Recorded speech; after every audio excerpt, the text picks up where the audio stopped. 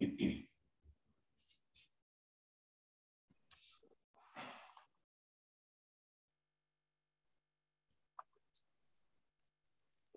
everyone. We're going to let a few minutes pass as people start to log in.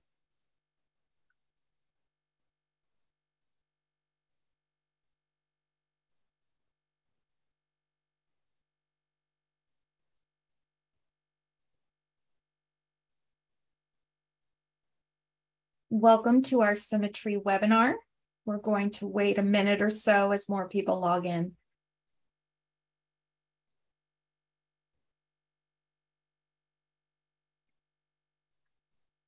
Okay, well, welcome to SimiTree's webinar, Revenue Cycle Management, KPIs, and Best Practice Metrics, featuring our expert presenters, Jordan Cichon, Consulting Director, and Lynn Labarta, Vice President of Post-Acute RCM. Today, I want to take care of some housekeeping items before we jump in. If you have any questions, please use the Q&A at the bottom of the screen, and we'll address any questions you may have at the end of the presentation. The presentation slides will be sent after the webinar. And now I'd like to pass things off to Lynn Labarta. Thank you. Thank you so much, Lynn. And I'm really excited to be here with all of you today. And this webinar is specifically focused for home health agencies. And really, it's, I would say, of any size. This information is going to be really valuable, whether you're a smaller agency or a larger agency. Even if you are doing non-skilled services, I think you're also going to find value in this presentation. So, you know, all successful home health agencies must generate revenue in order to grow and pursue their mission. It's not, you know, just really about generating revenue, because at the end, you really need to think about collecting that revenue. I think that's really the hardest part, and minimizing as much revenue leaks as possible and maximizing all of the dollars that you can collect. So that's what we're going to talk about today. Let's move on to our agenda. All right. So today we're going to go over some KPIs, which Jordan will speak about. We'll cover best practice structure, some internal staffing versus outsourcing your RCM process. We'll talk a little bit about those steps as well. And we're going to discuss, looking ahead, what are the Medicare regulations, the latest Medicare regulations. We're going to give you some highlights on that. And of course, we're going to summarize all of it and go through some of your questions. So I am going to turn it over to Jordan so we can talk about KPIs. Perfect. Thanks, Lynn. So what we're going to talk about over the next couple of slides are the key performance indicators, or KPIs. So these are metrics that you're going to want to monitor at minimum on a monthly basis. But for this team, you know, having a pulse on these KPIs on a daily and weekly basis will really give you an understanding of any potential issues or roadblocks that are occurring and how best to get in front of them. So the first one we look at is related to your accounts receivable, or your AR. So the first bullet point here goes over your Medicare aged over 90 days. We want to see that less than 10%. And the reason being, once you bill your Medicare claim, it's a lot more straightforward than some of the commercial claims. Typically, if you bill it, assuming it doesn't go into an RTP or an injection, you're going to get that payment by Medicare within 14 days. So when we look at anything aged over 90 days, we want to see that less than 10%. So having the bulk of it in the 0 to 90 bucket, you might have some late orders or things that held claims that might make it go over that 90-day mark, but keeping it less than 10% will ensure that your AR is in a great spot and you're collecting on the cash. However, when you look at non-Medicare, we want to see that less than 20%. The reason it's higher than Medicare is, one, some of your non-Medicare payers, your commercial payers, are going to take maybe 30, 40 days to issue payment. If there's any that you're still receiving checks in the mail, one, you want to get those enrolled in electronic payments. But again, that's also going to delay you getting that cash in the door. So a little more, some more obstacles, and not as straightforward as some of the Medicare. So we like to see that what's over 90 days be less than 20%. And then when you look at it all together, less than 15%. So this is a very important metric from a supervisor and also billing perspective, that if you can get this in a daily report or a dashboard, understanding that numbers helps get in front of any roadblocks that might happen. Because if your AR over 90 continues to go up, it means the cash isn't coming in and you can get in front of it with those people. So monitoring that can help, eliminate some of those issues that you might have in the future. The next one, and the one that I see agencies struggle with the most, is the unbilled claims, right? So we have once you're billed and then you work your rejections, your denials, but you also have to make sure you're looking at what hasn't got out the door yet. So we like to see less than 10% of your unbilled dates of service be aged over 30 days. So if you look at all of your unbilled, understanding that, there's some requirements from a compliance standpoint that what you need, but we want less than 10% of what is unbilled to be over 30 days, because, as the next bullet point states, Medicare final claims held over 30 days are really going to negatively impact your cash flow. So having an understanding on that, making sure you're working with your operations team to make sure we have all the documentation we need to get submitted so we can stay on top of those unbilled claims, is really going to help cash flow and monitor your AR. And you also want to make sure you're tracking trending by the held reason. So what's holding up these claims? Is it unsigned orders from certain physicians, or maybe a certain branch that's driving up that unbilled?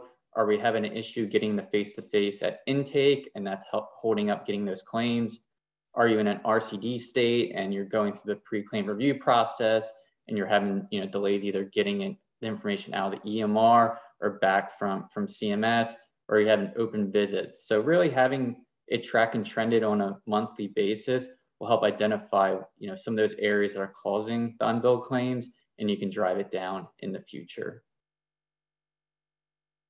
The next one is your days sales outstanding, or also known as DSO. And this is a metric for how long on average a claim is sitting on the AR. So for Medicare, that metric is 25 to 30 days, non-Medicare 55 to 60 days. And then in total, depending on your patient population, your census, you want to see that around 45 to 50 days. Again, this is a good metric to show, takes everything into consideration. How quickly are you billing the claim? And then also, is it coming through clean on the first time? Are we having a lot of denials? So having an understanding of that and trending that month over month really will give you a good indication of your AR. Next, looking at your clean claim percentage, so what gets billed and paid without any rejections or denials. You want to see that between 95 and 85%. And if you have any recurring issues, I see a lot of clients where they're making edits in their clearinghouse for every single one of these certain commercial claims. But however, if you just audit your EMR payer setup or your clearinghouse to fix that rejection, it eliminates that step in the process. So it's identifying, the root cause. Is it the wrong HCPCS code, the wrong revenue code, and getting that fixed up front will help streamline that process moving forward. Next, looking at bad debt write-offs, obviously want to avoid these at all costs, but looking at it as a percentage of your net revenue. So for Medicare, we like to see that less than 0.5%. Your non-Medicare, due to timely filing and some of the restrictions that they need, you want to see that less than 1.5 to 2%, and overall less than 2% of your net revenue. That will ensure that you're not having accounts sitting out on your AR and you're collecting those in a timely manner. And again, from a learning perspective, identifying the root cause, you want to trend that on a monthly basis to see what the reason. So is it an auth issue? Is it timely filing, eligibility, non-covered services? And understand that, and then try to work with those departments to reduce that number moving forward. And then finally, for billing, your NOA, 5-day timely filing. Typically we want to see that day 3 and 4 billed, 5 escalated, but making sure we're not losing any revenue due to late NOA submission, and then those final claims going out in 10 to 12 days. Again, those are just a couple KPIs, making sure you have some sort of dashboard or report that's going to provide those for you and leadership will help make sure your team is set up for success. Thank you so much, Jordan. Yeah, so I think that was fantastic. The KPIs are very, very important in controlling that revenue cycle management process. And now we're going to talk a little bit about best practices. And, you know, if you don't have a detailed insight on exactly what's going on in every step of the cycle, and really understand the challenges of each one of those stages of the claim, you really won't be able to collect everything that's due to the agency. So it's important to keep on top of the home health revenue cycle management process so you can take action quickly and make any improvements in the process as soon as you can. So, you know, what we've seen is those providers that have the least amount of denials are typically the ones that know at any given time what status the claims are in and also know how much money is coming in to the agency. So, you know, how are we going to accomplish this? So first and foremost, I think that having a clear understanding, a clear assignment of responsibilities for each step of the billing process is really critical. Especially if you have multiple staff members working on the billing cycle, or maybe even if you've got part-time staff members, meaning maybe the administrator is looking at some of the claims or working some of the claims, or at least a certain process of that for a few hours every week. So it's really important to have a clear understanding of who's responsible for each component of the billing process. And, you know, that's going to start with the original bill cycle. Who's billing that claim from the get-go? Who is billing the NOA? Like Jordan said, this is a critical step in the billing process.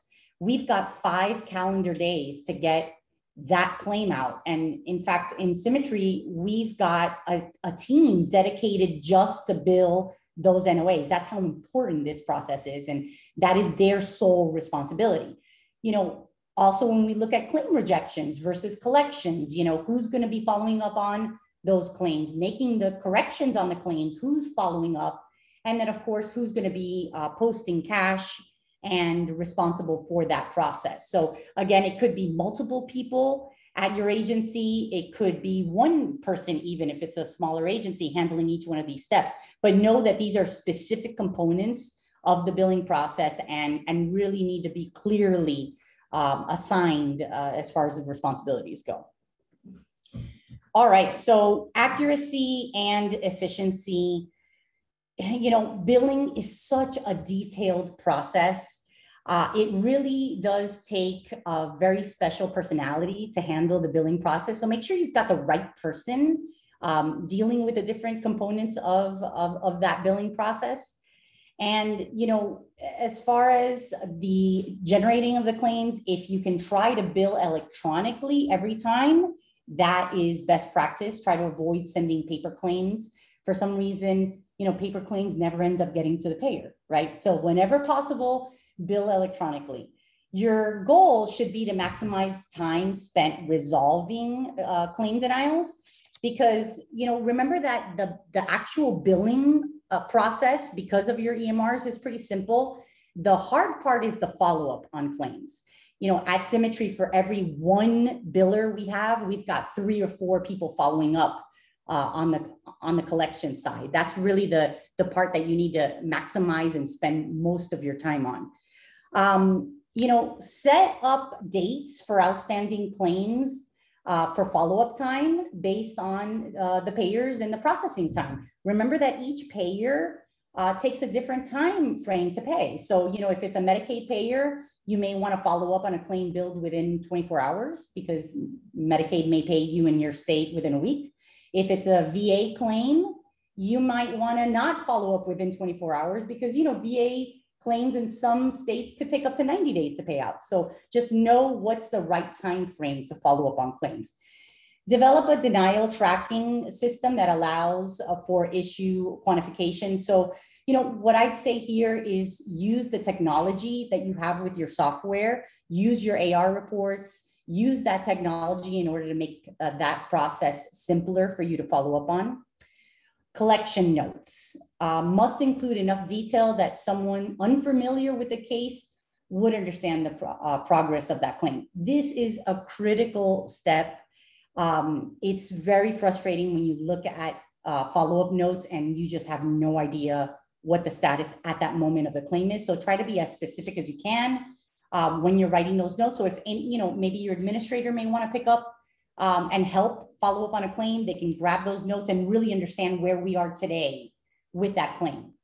Maximize electronic cash posting. All of your softwares, pretty much all of them, allows you to do electronic cash posting. So get some education around that. Make sure you're posting electronically within your software as much as possible. And then, of course, perform cash reconciliations weekly at a minimum.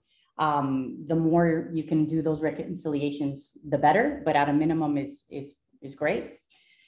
Experienced staff. So, home health billing is a specialty. So making sure that whoever is handling your billing process, whether it's an internal biller or an outsourced billing company, make sure that their specialty is home health. And, that's one of the biggest steps for success, right? Understanding the billing process for this specialty. Now, past that, you may want to drill down, once you've got that step covered, you want to drill down a bit and consider some specializations.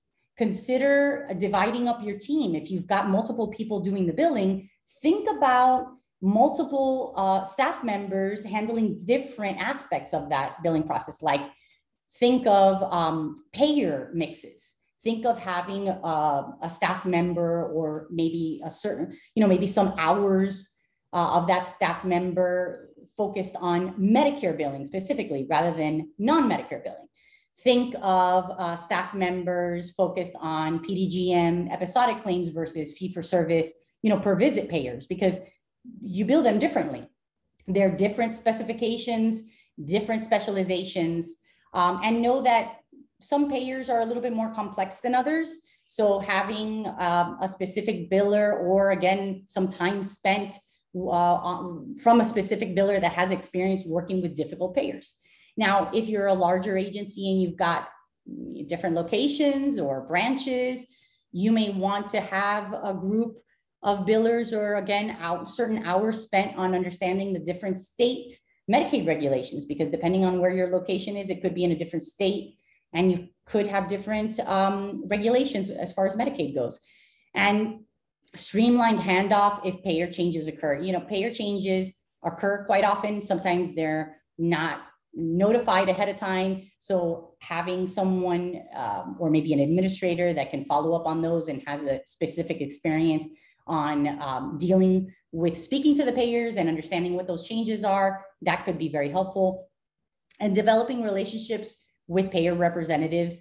If you call the insurance companies enough, you'll start hearing the same names, speaking to the same people. So sometimes just having that one biller or again, one person, one collector, one person responsible for following up with claims and speaking to the same reps can help, because you can get some issues that you may have expedited just because of that relationship. So payer matrix, developing a payer matrix. That is very important, especially to us at SimiTree. What we think of a payer matrix is basically a gigantic Excel sheet that we have all the payer requirements on, and we share that amongst our team. And it really helps us understand what are the different rules for each insurance company, what are their guidelines specifically around how to bill a claim. I would say that one of the most important tips when it comes to having a matrix is making sure that it is updated, right? Because that's critical. Payers change the way they want you to bill them or change some of their regulations. So having someone responsible for updating that is very important. And what we think is really valuable to have on a payer matrix are things like initial and subsequent timely filing deadlines, authorization rules, links to payer portals and phone numbers, payer portal capabilities. Some of these portals are very robust and allow you to resubmit rejected claims. Some don't. Some are very limited, only allow you to view claims. available levels of appeals, have that on the matrix as well. Any unique payer intelligence, any specifics from that payer would be great to have on that matrix. And of course, any references to the payer contract. This is really helpful. We've got a huge matrix that we use at SimiTree, and it's sort of like a cheat sheet, really. And it's exactly what is the information needed to bill a claim. And that's very helpful when you need to turn over, let's say, the billing to a billing company, or you need to turn it over to someone else if you've got staff turnover, or maybe you need some temporary staff to help you with the billing because you're a bit overloaded in the process. That matrix is super helpful. But again, it's got to be updated in order for it to be valuable at all.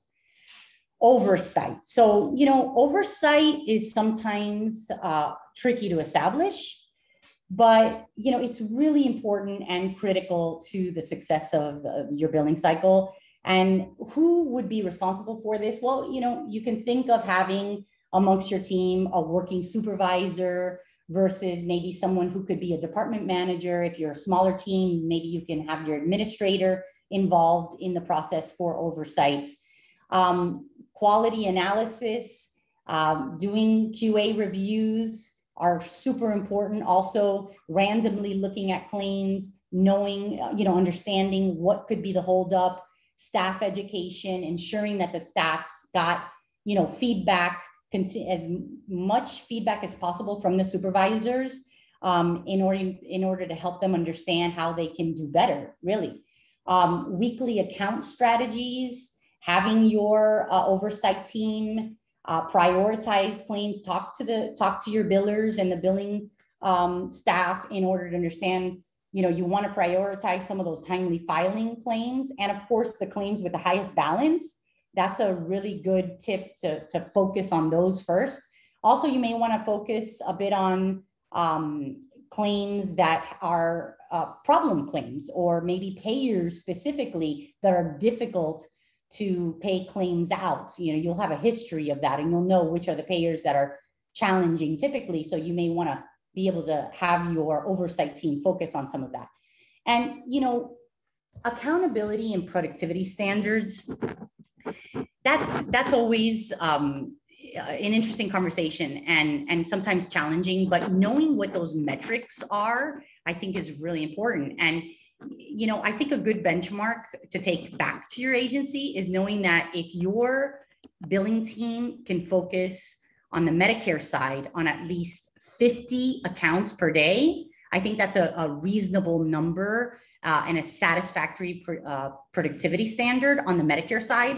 Now, when you're talking about the non-Medicare side, then it does slow down a bit. We're looking at least 30, maybe even 40, if you've got some superstars on your team, focusing on working some of those claims. Obviously, the non-Medicare claims, and we're talking about, non-traditional Medicare claims, those can take a little longer to work. Like I said before, for every, it's the same thing from the billing to the collections, same thing from Medicare to non-Medicare. For every one Medicare staff member we have focused on the Medicare side, we've got to have 3 or 4 staff members focused on the non-Medicare side. So there's a lot more effort that goes into following up on those claims. So again, that number on 30 claims a day is a little bit more reasonable. All right, so let's talk a little bit about internal staffing versus outsourcing the revenue cycle process. So, like I said before, the billing process is very detailed and involves complex payer requirements. One of the most important components of a successful home health agency is really having that knowledge. And that knowledge comes from experience. So, you can set up all the processes in the world, but if you can't find a good qualified staff, then you're really just going to be spinning your wheels. Your staff should be experts in home health. They should be able to be up to date on Medicare regulations, commercial insurance regulations or processes, in order to really effectively deal with the problems that come up and the challenges that come up in the billing cycle.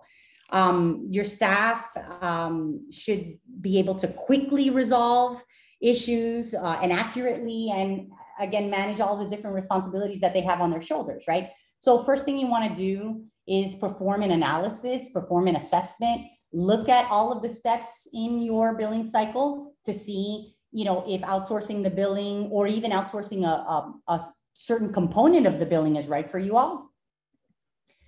And, you know, in doing that, you know, the good thing about outsourcing the revenue cycle process is that your staff that was dedicated on certain billing functions can now focus ultimately on tasks that are going to increase your cash flow. I mean, that's really the idea. Or you can take it a step further and that staff could even be moved to, again, different areas of focus in the company, or you could even have a decrease in staff for some labor costs decreases. So, you know, whenever you're considering outsourcing the revenue cycle process, again, think of separation of duties.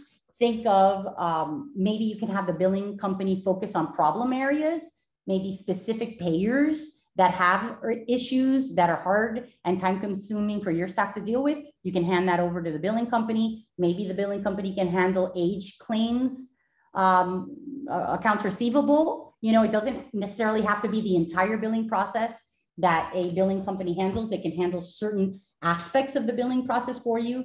And one of the good things that this does is it frees, like I said before, it frees up your billing staff to maybe focus on pre-bill audits, ensure your clinical team, be on top of your clinical team for them to be responsible for reviewing the medical records, visit verifications, because all that's going to, you know, fast forward your cash flow.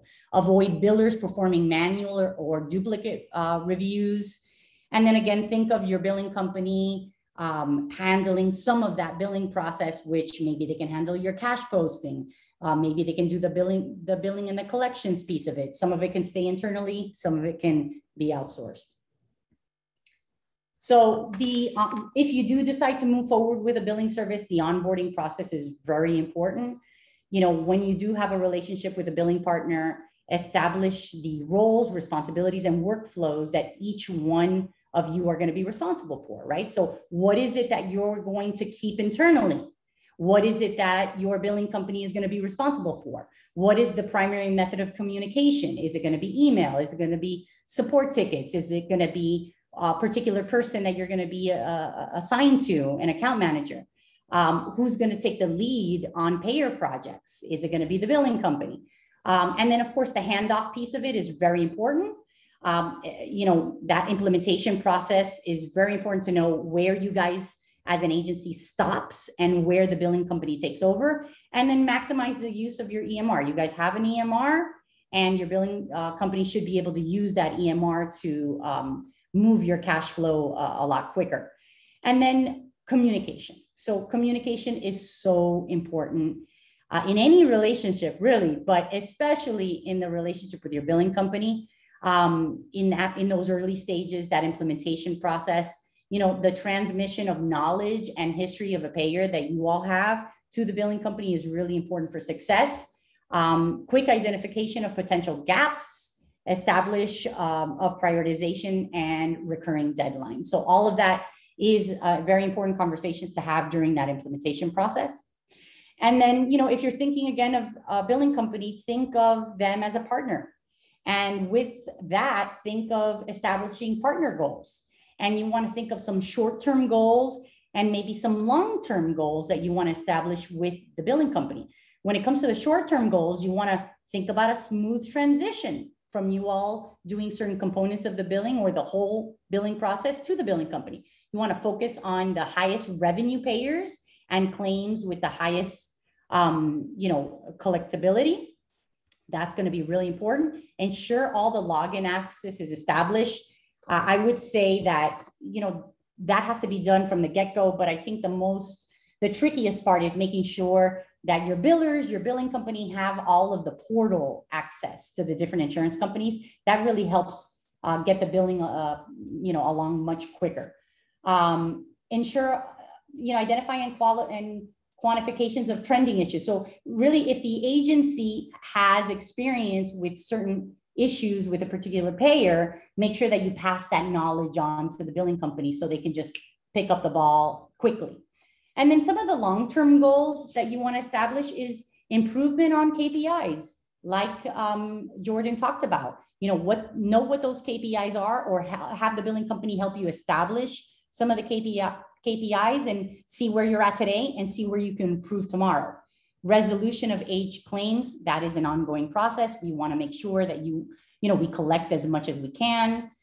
Implementation of a process, improvement initiatives. Look, no one's perfect. So, focusing on doing better is really important, and discussing that with your vendor is going to be a key to success in that relationship. And knowing that your vendor is up to date on regulation changes. As we know, insurance companies change their regulations. Medicare is constantly changing regulations. So, making sure that your vendor is up to date with that is critical also for the success of your agency. Okay, so I'll hand it over to Jordan to talk a little bit about Medicare regulations. Perfect, thank you. And I know we're up on time, so we'll go quickly through these last couple slides here.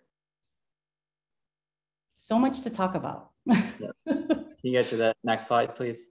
Yeah. So the big thing here is, and as everyone should know now, the home health proposed rule is showing a decrease in the payment rate by 4.2%, or 810 million reduction. So the deadline to submit your comments had already passed, and then that final rule is coming out in October. So hoping to see, a win there, and not seeing that much of a drastic cut. So we'll see what that comes, what that looks like when the final rule comes out in October. And then just to summarize here and looking forward is, the big thing is understand understand the KPIs within the revenue cycle and how they impact cash flow. Understand if we can't bill a claim, that's half the battle. Then we still have to bill it and collect it. So just understanding what those metrics are and how they impact revenue and cash, making sure you have some sort of dashboard or a report that you can track and trend these at minimum on a monthly basis. I would say the folks in the billing department should be looking at these more on a daily. Prepare for value-based purchasing to improve your chances of reimbursement gains for the long term.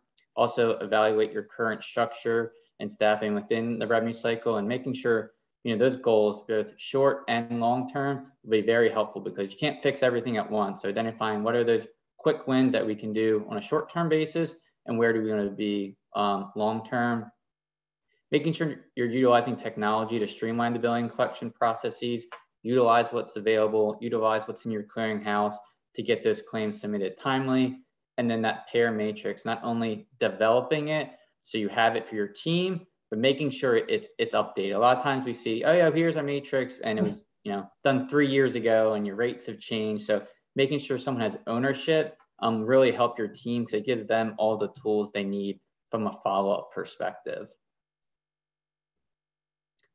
Any questions? I know we had a couple jump up in the Q&A. The big one that we saw is these slides will be sent out in the next few days. So you'll have those. And if you have any additional questions, feel free to reach out to Lynn and myself, and we'd be happy to discuss any of those that come up. Thank you, everyone. Thank you for joining. Thank you so much. Have a great day.